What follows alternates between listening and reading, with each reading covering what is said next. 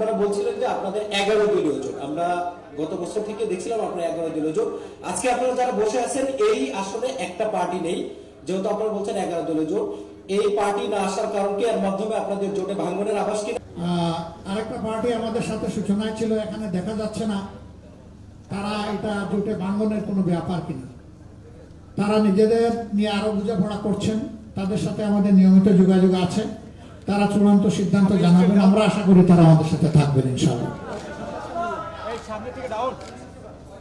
আপনারা বলছেন যে অন বক্স পলিসি, আসলে যেহেতু আপনাদের একটা অন্যতম এতদিন ধরে যে জোটটাকে নিয়ে আপনারা আগাচ্ছিলেন আর কি, সেই জোটটা 10 দল থেকে 11 দলে, এবং মোটামুটি ভাবে যারা এই ঐক্যের ব্যাপারে শুরু থেকে আপনাদের সাথে একদমই, আপনি এটা রিপিট করবেন না, আপনি কি বলতে চান সেটা বলেন। এই এক অন বক্স পলিসিটা আসলে কিভাবে করবেন তাহলে এই জোট যদি ভেঙে যায়? জোট ভাঙবে কেন? জোট তো ভাঙবে নাই, জোট তো আছে। সেই জোটে হয়তোবা ধরেন কোনো একটা পার্টিকুলার দল তাদের যে কোনো কারণেই হোক তারা একমত হইল না, এর মানে তো জোট ভাঙবে না। এটা আরেকটা জিনিস আমরা ক্লিয়ার করি, আমরা কিন্তু কখনো জোট বলি নাই। আমরা বরাবর বলে আসছি এটা হলো নির্বাচনী সমঝোতা, এখন আমরা বলছি এটা নির্বাচনী ঐক্য। আমরা 54 বছরের রাজনীতির যে ঘুণে ধরা অবস্থা, এটা থেকে জাতি যে মুক্তির আকাঙ্ক্ষা করে, সেই আকাঙ্ক্ষা পূরণের জন্যই মূলত আমরা একত্রিত হয়েছি। আমরা ওই পুরোনো রাজনীতিটা আর চাই না, যেই রাজনীতি ফেসিবাদ হয়ে জাতির গাড়ে চেপে বসে, ও রাজনীতি আমরা একেবারেই চাই না। যে রাজনীতি নিরীহ মানুষের জীবন রক্ষার চাইতে মানুষকে খুনের রাজনীতি করে, আমরা সেই রাজনীতিতে আর ফিরে যেতে চাই না। আমরা দুর্নীতি এবং চাঁদাবাজিতে লিপ্ত যে রাজনীতি, সেই রাজনীতি আমরা আর দেখতে চাই না। আমরা সত্যিকার অর্থেই জন আকাঙ্ক্ষা এবং বিশেষভাবে আমাদের তরুণদের আকাঙ্ক্ষার বাংলাদেশটাই দেখতে চাই। সেই বাংলাদেশটা গড়ার জন্যই আমাদের এই অন্তর্ভুক্তিমূলক আয়োজন। আমরা কার্যত জুলাই বিপ্লবের যারা স্বীকৃতি দেন, ধারণ করেন, জুলাই বিপ্লবের মাধ্যমে নতুন বাংলাদেশ গড়ার স্বপ্ন দেখেন, সেই লোকগুলোই আমরা একত্রিত হয়েছি। আপনারা দোয়া করবেন। দেশবাসীর কাছে আমাদের অনুরোধ যে আপনারাও পরিবর্তন চান, আর আমরা সেই পরিবর্তন করার দায়িত্ব নিয়ে ময়দানে নেমেছি। কার্যত আপনাদের দেওয়া দায়িত্বই আমরা পালন করার জন্য সামনে এসেছি।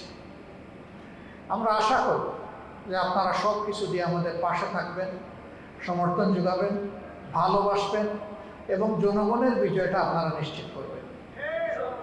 অতীতের মতো কোনো নির্বাচনী ইঞ্জিনিয়ারিং আমরা দেখতে চাই না, এবং আসলে আমরা একবারই এটা বরদাস্ত করব না ইনশাআল্লাহ। যে কোনো ধরনের কারচুপি, ভোট ডাকাতি এবং ভোট ইঞ্জিনিয়ারিংয়ের বিরুদ্ধে, ম্যানুভারিংয়ের বিরুদ্ধে আমাদের অবস্থান হবে স্পষ্ট। এদেশের যে যুব সমাজ 3টা নির্বাচনে ভোট দেওয়ার বয়স হওয়া সত্ত্বেও একটা ভোটও দিতে পারল না, আমরা তাদের ভোটটা নিশ্চিত করতে চাই।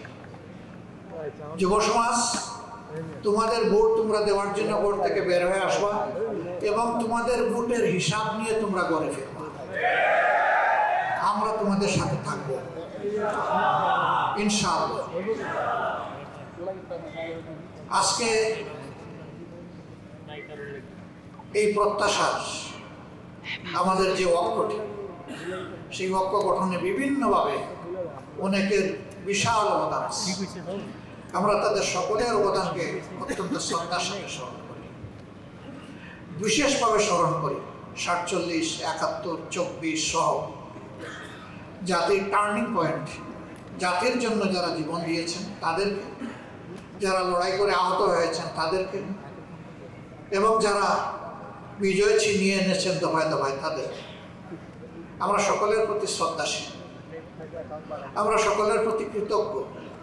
আমরা সকলের ঋণ পরিশোধ করতে চাই, একটা নতুন বাংলাদেশ গড়ার মাধ্যমেই ঋণ পরিশোধ করতে চাই।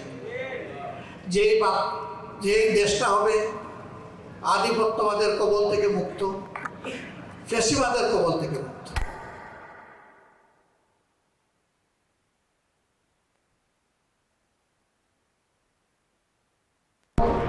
ইনশাআল্লাহ আপনারা আমাদের সাথে থাকবেন। সাংবাদিক বন্ধুগণ, আমাদের এই কথাগুলো আপনারা যাদের কাছে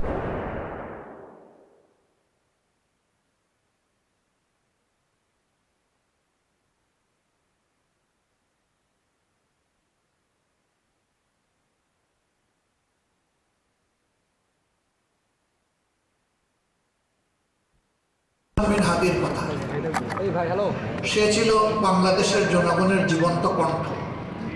সে নিজেই ছিল একটা বিপ্লব, একটা বিপ্লবের আইকন। তাকে কারা হত্যা করেছে জনগণ তা বলছে। আমরা তার বিচার চাই। তার বিচারটা যদি জনগণ দেখতে পায়, তাহলে জাতির জন্য জীবন উৎসর্গ করতে আরো অনেকেই এগিয়ে আসবে, দায়িত্ব নিবে, ঝুঁকি নিবে, বিপ্লবী হয়ে উঠবে। কিন্তু এই বিচারকে যদি ধামাচাপা দেওয়া হয়, তাহলে দেশে বিপ্লবীর জন্ম হবে না। অতএব হাদির বিচার সহ এরকম বিপ্লবীদের বিচার আমাদের বড়ই প্রয়োজন।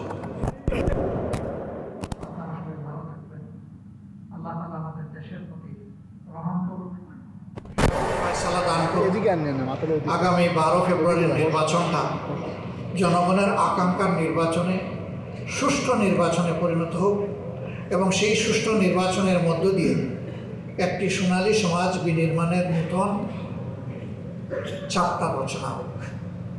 এ পর্যায়ে আমি অনুরোধ করব, দলগুলোর মধ্যে যে সমস্ত আসনে নিশ্চিতভাবে আমরা একমত হয়ে সবাই মঞ্জুর করেছি, এখানে কেউ কাউকে সিট দেয় নাই। আমরা সবাই বসে সমঝোতা এবং আলাপ আলোচনার ভিত্তিতে আমরা এই সিদ্ধান্ত নিয়েছি।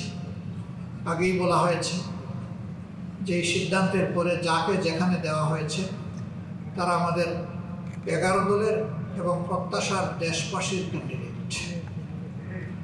আমরা তাদের পাশে থাকব, বিজয়ের জন্য একসাথে লড়াই করব এবং প্রিয় দেশবাসীকে আমাদের পাশে দাঁড়ানোর জন্য আহ্বান জানাব।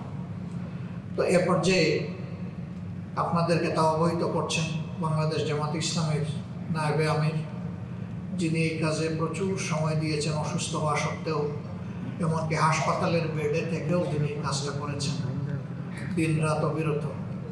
আমরা দোয়া করি আল্লাহ তাআলা তাকে সুস্থ করে দিন। উপস্থিত নেতৃবৃন্দের মধ্যে যারা অসুস্থ আছেন তাদের সবাইকে আল্লাহ তাআলা সুস্থতা নিয়ামত দান করেন।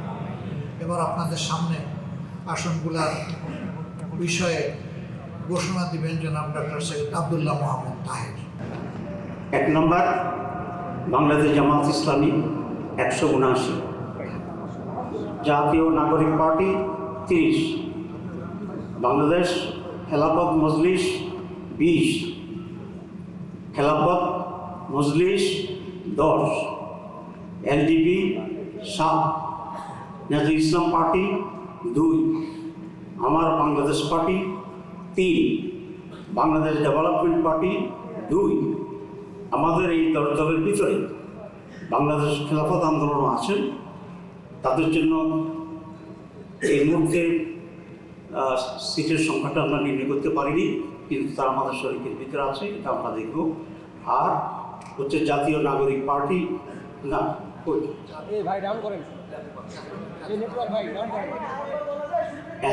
এখানে জাফর নামটা বলছি আরেকবার বলছি। এবং আমাদের এখানে জাফর প্রতিনিধিত্ব আছে, এটিও আমরা এখনো সংখ্যা বা ইস্যুটা চূড়ান্ত করিনি, এটা আমরা একইভাবে সেখানে আলোচনা করবো ইনশাআল্লাহ। তো আমি আবার রিপিট করছি,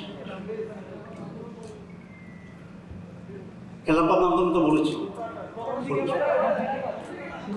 বাংলাদেশ জামাত ইসলামী 179, জাতীয় নাগরিক পার্টি 30, বাংলাদেশ খেলাফত মজলিস 20, খেলাফত মজলিস 10, এলডিপি 7, জাতীয় ইসলাম পার্টি 2, আমার Bangladesh party 3, Bangladesh development party 2। এই হচ্ছে এই পর্যন্ত আমাদের আসন কনফার্ম করা যেগুলো, সেগুলো আমরা ঘোষণা করলাম।